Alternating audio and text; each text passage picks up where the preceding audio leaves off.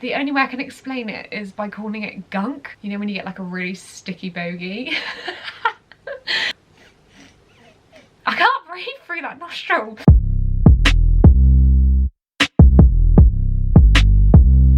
So let's be honest, some of this is going to be a little bit TMI, so if you are family and you're trying to support me by watching this video, I'd prefer it if you don't. I don't really want you guys to know what goes on with my body. I feel like you won't be able to look at me the same. So this video was actually due 6 months ago. I now have an 18-month-old daughter, but having said that, I have obviously taken a break from YouTube. Everything that is in this video was significant for when Lila Rose hit a year old, and still 18 months on, everything is the exact same as what was going to be put in that video 6 months ago. So I hope you guys enjoy this. I hope you guys feel like you're a little bit more normal after seeing my reality and hearing about my reality of my body. If you do feel like you can relate, then please leave a comment. That'd be amazing, so I know I'm not alone with this. And let's just get into this video. Okay, so first thing I actually didn't realise was a thing until it started happening, and that is phantom kicks. Now, if you've never heard of it, like I never heard of it, it's basically after you've given birth, you can still have the feeling of a baby kicking you like in your stomach, which I didn't even realise was a thing until I think I was lying in bed one night and I suddenly felt a pop in my belly. What on earth was that? So I started googling it and realised that you can get phantom kicks. Not the same as when you get like bubbles in your stomach from like trapped wind or anything. It's definitely that feeling of being kicked from the inside, which is a lovely feeling, but at the same time it's horrible because you know there's not actually a baby in there anymore. So I don't know how long that's going to go on for, but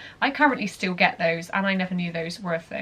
Number 2 is a TMI gross thing that I don't want to mention, but I feel like this might be, it might just be me to be fair, and if it is then I'm so embarrassed, but it might be that you can relate, and that is the change in my discharge. So I had a cesarean, I had an emergency cesarean, but I also did a lot of pushing, and like Lila Rose was like near enough out, well her head was near enough out, but I've noticed ever since giving birth, and this is still 18 months on, my discharge is just not the same. The only way I can explain it is by calling it gunk, and I call it gunk to Rick quite a lot, which must be so off-putting, and it is the most grossest thing. Like it is like, you know when you get like a really sticky bogey?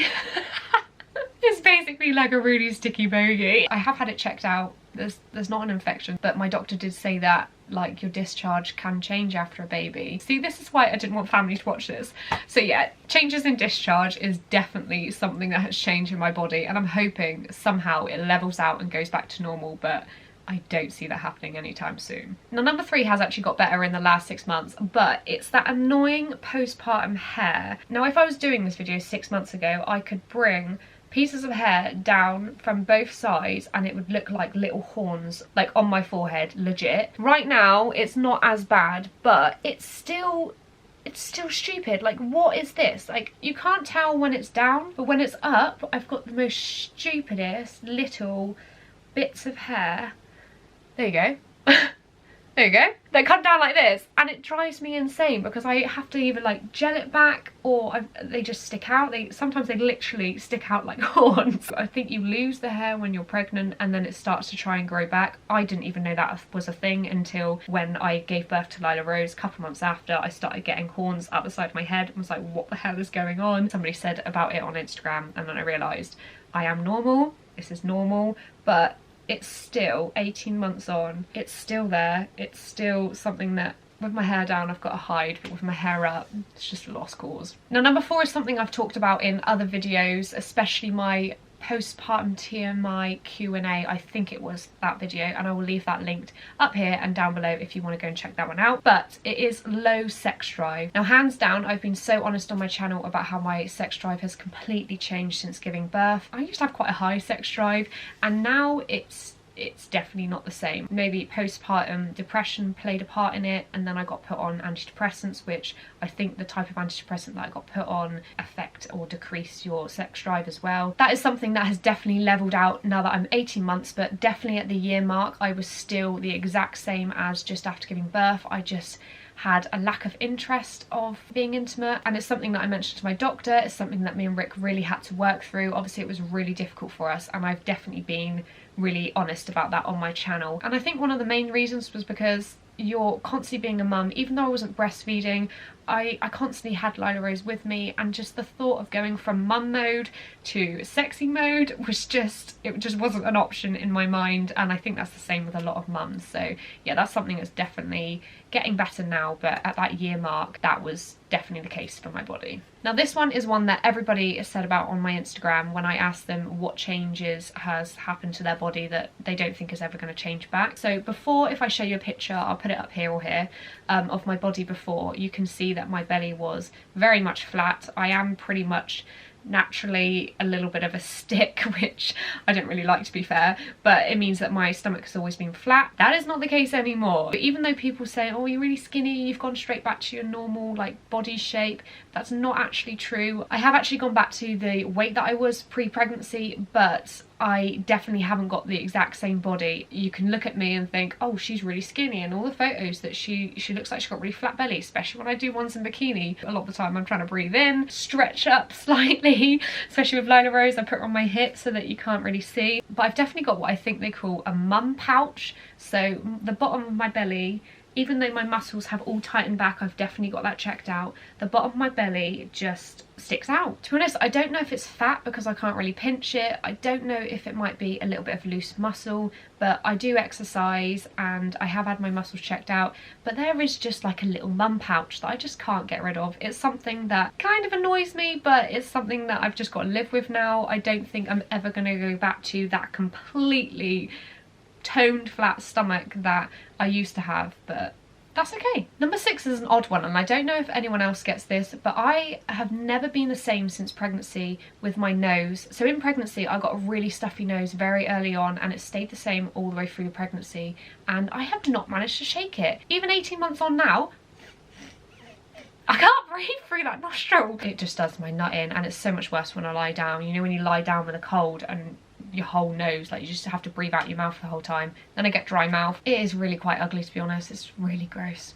Number 7 is again something that happened through the pregnancy and has not been the same since, and that is my eczema. So you guys know I'm prone to getting quite bad sore skin. I've got it on my thumbs right now. Through pregnancy I definitely had real flare-ups. I had it all across like my neck. I definitely had flare-ups in my face, and for the whole year postpartum my skin was just not the same. I struggled to keep it under control. I had really dry skin in places that I never had eczema before. It was just something that I felt like I was completely out of control of, and it was all obviously due to hormones. There was nothing that I could really do about it. So I don't know if that's something that I'm just gonna have to live with now, that there's certain areas of my skin that are prone to like breakdown now, which is unfortunate. But yeah, my skin has not been the same since giving birth. Now this one's for my C-section mums. So my scar, I didn't realise this would happen actually, my scar can still get really itchy. When I looked it up, apparently if you have a C-section forevermore, there is a chance that you can occasionally go through times where your scar can get like really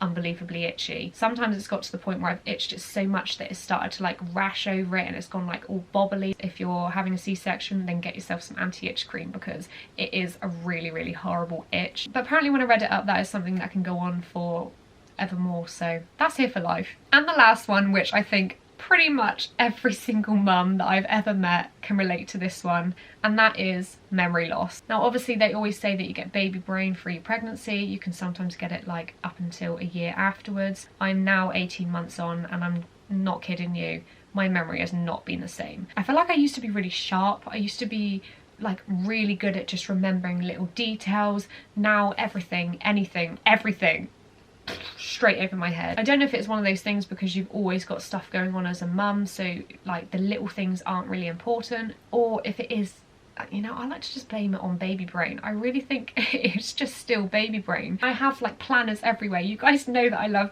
organisation and planners because I literally have to write down take the dog for a walk, otherwise the chances are I'm going to forget to take the dog for a walk. I mean, that's just absurd, but that is my life.